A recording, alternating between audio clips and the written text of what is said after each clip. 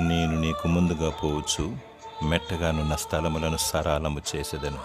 యెషయా 45:2. నిన్ను నీవు ప్రభు చేతులు పెట్టుకొనుము, నీ బ్రతుకంతటి మీద ఆయన అధికారమును ఒప్పుకొనుము. యేసే ప్రభు అని చాటి చెప్పుము.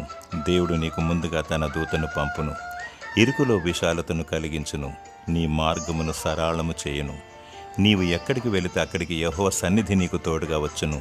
నీ రాకపోకలందు యెహోవా నిన్ను కాపాడును. ప్రతి పరిస్థితిలో యెహోవా దక్షిణ హస్తము నీకు తోడుగా ఉండును. యేసయ్య నీ హస్తమును జీవము గల యెహోవా దేవుని చేతిలో కలుపుటకు తండ్రి అయిన దేవుని తోడును కోల్పోయాడు. యేసయ్య ప్రేమ అపారమైనది. దేవుని స్తుతించు, ఆయనను ఆరాధించు. దేవుడు నిన్ను నిత్యము నడిపిస్తూ సదా నీకు తోడైండునుగాక. ఆమేన్.